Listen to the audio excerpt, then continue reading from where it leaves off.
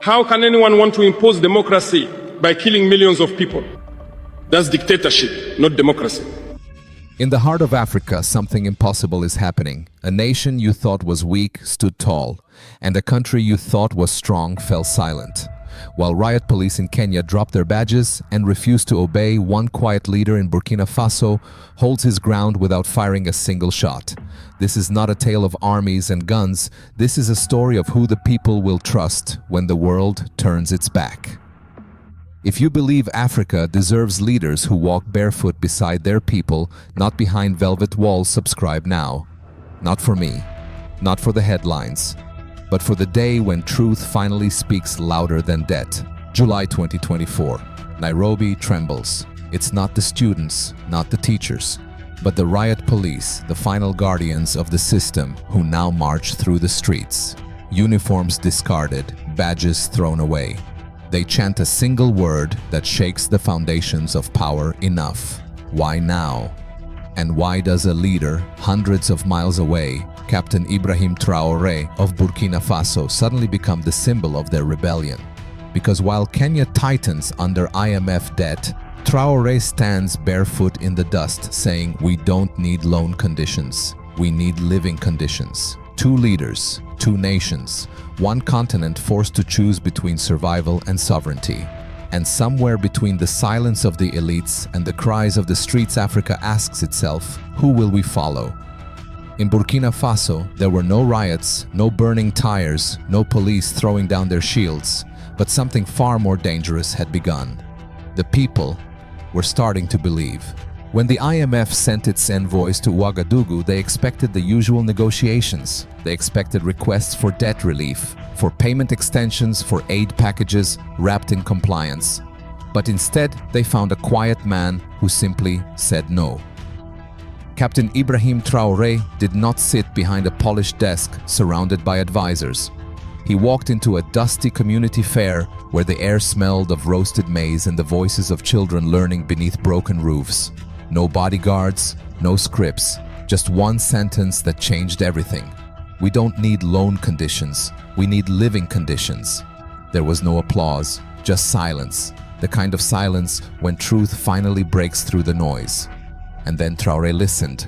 He sat on the ground cross-legged in the dust and heard the stories of farmers whose lands gave less each year, of teachers unpaid for months, of young men leaving for distant mines, chasing survival instead of dreams.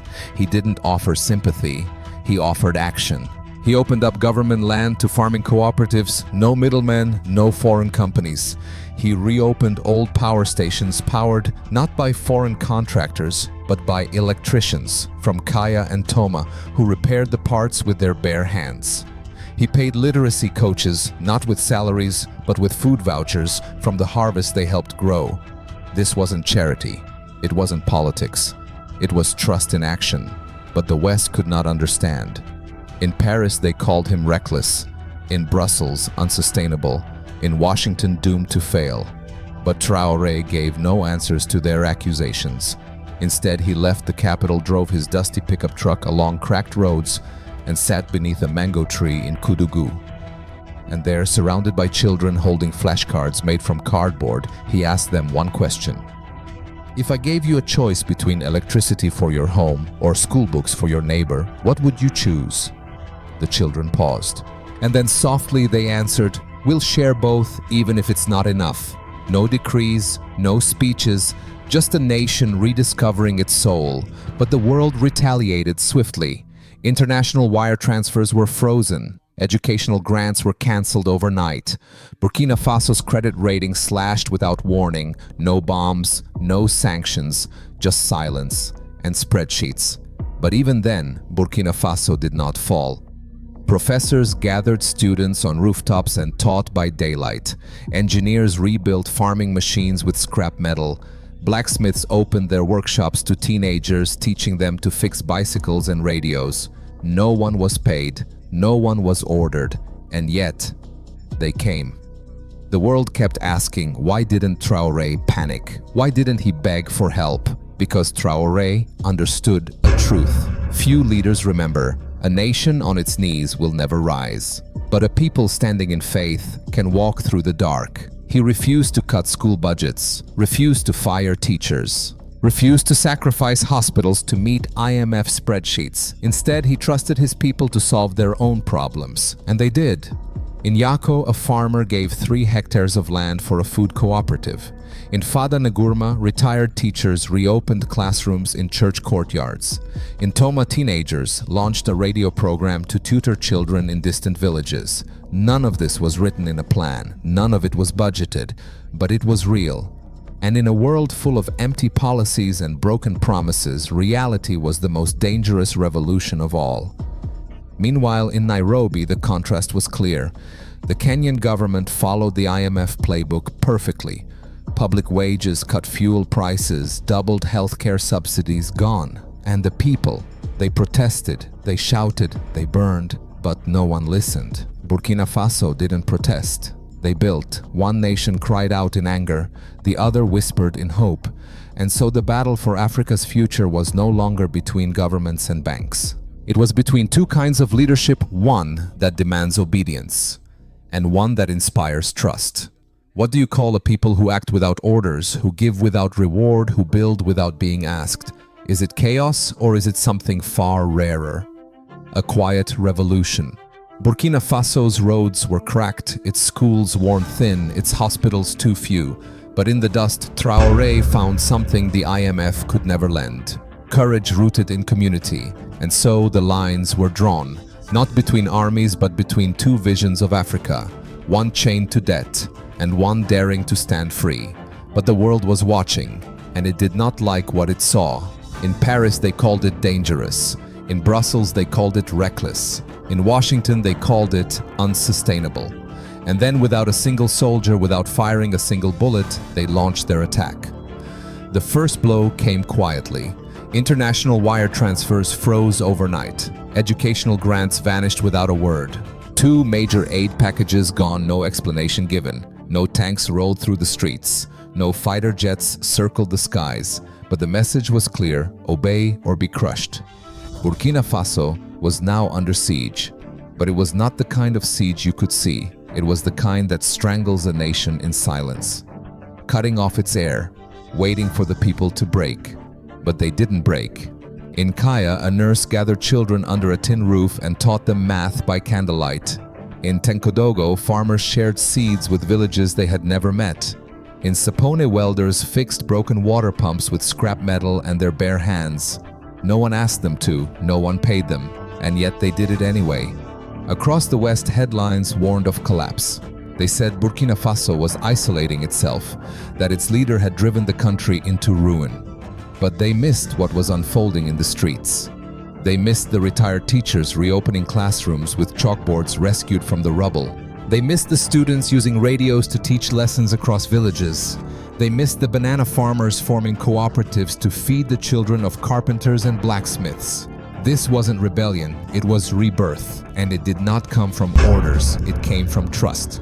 Traore didn't stand before his people with promises. He stood with them in their struggle. He didn't promise wealth, he offered dignity. And for the first time in decades, that was enough. But elsewhere in Africa, the story was very different. In Kenya, the government followed every IMF demand. Fuel subsidies slashed, healthcare budgets gutted, teacher salaries frozen. And what did the people receive? Smiles from foreign lenders, while bread prices doubled. Praise from economists, while hospitals ran out of medicine. So the people rose. Police threw down their badges. Teachers walked out of classrooms. Students left their exams to march in the streets. They shouted. They burned. They begged for someone to listen. But their government answered with silence and tear gas. And still Traore's Burkina Faso remained quiet. No protests, no fires, no riots. But there was movement. Quiet, steady, unstoppable movement. In Bobo Dioulasso, young engineers restored broken farming machines with whatever parts they could find. In Wahiguya, women's cooperatives baked bread from millet instead of costly wheat. In Diebugu, an old electrician brought a village back to life by repairing a forgotten power station. No one ordered them, no one forced them, but still, they came. And this is what the world could not understand. In Kenya, anger erupted because people felt abandoned. In Burkina Faso, action began because people felt seen. One nation screamed for help, the other whispered its own answers. One waited for change to come from above, the other built it from below. And somewhere between those two stories, a question echoed through the night. What holds a nation together? Fear or trust? The siege tightened. In May, 3 credit agencies slashed Burkina Faso's ratings again. In June, foreign investment froze completely. But the lights stayed on. The schools remained open. The streets stayed quiet. Because when people build for themselves, no spreadsheet can shut them down. And Traore, he did not celebrate. He did not claim victory. He simply kept walking into schools, into dusty markets, into villages where farmers asked for no gifts, only the chance to work. And each time he walked, a simple question followed him. If the world cuts off your loans, will you cut off your people? If the world freezes your funding, will you freeze your faith? If the world calls you reckless, will you call yourself defeated? His answer was clear. You don't measure a leader by how well he follows orders. You measure him by whether his people still follow when there are no orders left to give. And so, the quiet battle raged on. In boardrooms across the West, they called it impossible. On stock markets, they called it unsustainable. But in the dusty streets of Burkina Faso, they called it something else. They called it living, not surviving on foreign loans, but living with dignity, building with their own hands, teaching with their own voices, feeding one another with what little they had. And somewhere in that forgotten corner of Africa, the world's greatest fear was coming true. A people who no longer waited for permission, a nation that no longer asked for approval, a revolution that did not shout, but spoke through action. And then, something changed. It didn't happen all at once. It wasn't loud, but it was unstoppable. Across Burkina Faso, from the dusty plains of Kaya to the markets of Bobo Dioulasso, people stopped waiting. They stopped asking when the money would return, or when the ratings would improve, or when the world would finally call them stable. They stopped waiting for someone to fix their lives, and instead they began. In Tankogo, a group of farmers who had lost their fields to drought built weekend schools from their tool sheds. They didn't teach foreign languages. They taught what they knew: how to test the soil, how to forecast the rain, how to manage a local food market. In Gawa, mothers taught their children to read and write using prayer songs and market ledgers. They didn't have blackboards. They used walls. They didn't have textbooks. They used memory. In Diabugu, blacksmiths opened their workshops to teenagers, teaching them how to repair broken radios and farming tools. No grades, no certificates, just survival skills passed from one calloused hand to another. This wasn't reform. This wasn't revolution. This was people refusing to disappear. Meanwhile, in Nairobi, protests grew louder. Teachers abandoned their schools. Nurses left hospitals to rot. Students marched through the streets, holding signs that read, "Debt is the new dictator." And yet the government still spoke of economic stability, still boasted of following global financial advice, still hid behind the promises of distant lenders. But in Burkina Faso, no one waited for promises. A mother in Wahiguya baked bread from millet instead of wheat, not because it was cheaper, but because it was theirs. A group of students in Yako took over a defunct radio station and began broadcasting free night classes to rural villages. An electrician in Toma volunteered to repair an abandoned power station, bringing light to hundreds who had lived in darkness. No orders were given, no payments promised. But still, they came. Because what moves a person to act when there is no reward? What lifts their hands when no one is watching? Maybe the answer is simple: they believed they could. And so across the country, the quiet uprising grew. It was written not in protests, but in actions. Not in headlines, but in homes. In Sapone, tailors reopened shuttered classrooms and turned them into sewing co-ops for schoolgirls. In Wahiguya, banana farmers formed cooperatives to feed orphaned children. In Fada Ngurma, retired soldiers built bridges across rivers long abandoned by the state. There was no central plan, no 5-year vision, just the determination to survive together rather than starve alone. And the world could only watch. In the financial markets, they called it chaos. In the boardrooms, they called it ungovernable. But in the villages of Burkina Faso, they called it something else. They called it life, because maybe they understood something the experts never would. That a community held together by trust needs no permission to act. That when leaders finally listen, the people don't wait for orders, they rise. And this, above all else, terrified those who built their power on control. In the capital, Traore did not declare victory. He did not claim to have solved the crisis. He simply reminded his people of one truth: we cannot eat promises, we cannot drink predictions, but we can build a tomorrow with our own hands.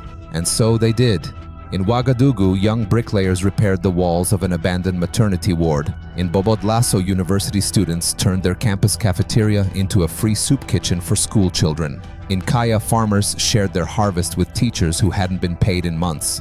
And somehow, against all odds, the country began to breathe again. Not because the loans returned, not because the ratings improved, but because the people remembered who they were. But outside, the siege tightened. Credit agencies warned of collapse. Foreign investors pulled out overnight. Trade partners delayed shipments without explanation. And still, the people did not fall. They planted millet instead of waiting for imported wheat. They used river water when fuel supplies ran dry. They taught algebra beside cooking fires when the lights went out. Because when the world turns its back, you learn to turn toward each other. And what do you call this kind of strength? When the textbooks call it failure, but the people call it survival. When the markets predict collapse, but the communities predict harvest. When the world calls it reckless, but the children call it home. You call it something older than economics, something deeper than politics. You call it belonging. And still, Traore did not seek applause. He didn't travel to conferences. He didn't beg for aid. Instead, he walked barefoot into a village square, sat among farmers and seamstresses, and asked them one final question. If tomorrow we must cut something, will we cut the roads, the diesel, or our neighbor's lunch? And they answered with no hesitation, we will cut nothing. We will build more, together. And that is how the battle changed. Not with slogans, not with protests, but with hands in the soil and hearts unbroken. And in that quiet determination, a new Africa was beginning to rise. So now the question is no longer about money, it is about leadership. In Kenya, power is protected by fear. In Burkina Faso, power is shared through trust. One leader hides behind spreadsheets and riot shields. The other walks barefoot into dust and doubt. One demands sacrifice without asking. The other asks before proposing. And this is what separates the two. Not resources, not military might, but the courage to stand without hiding and the humility to ask without commanding. In Nairobi, every decision came from above.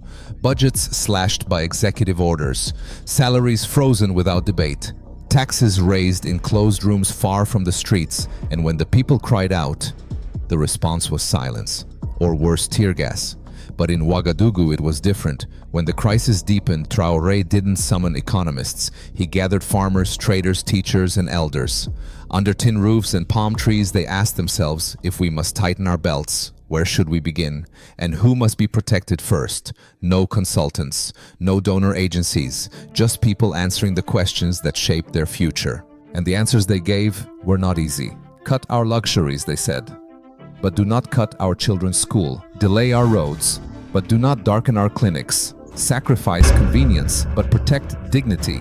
This was not politics, this was responsibility. And so the contrast grew clearer. One nation where sacrifice was imposed from above, another where sacrifice was chosen from below. One where the people marched in anger because they had no voice. Another where the people built in silence because their voices had finally been heard. In Kenya, leaders silenced dissent and called it discipline. In Burkina Faso, a leader shared the burden and called it dignity. And in that difference, the future of Africa is now being written.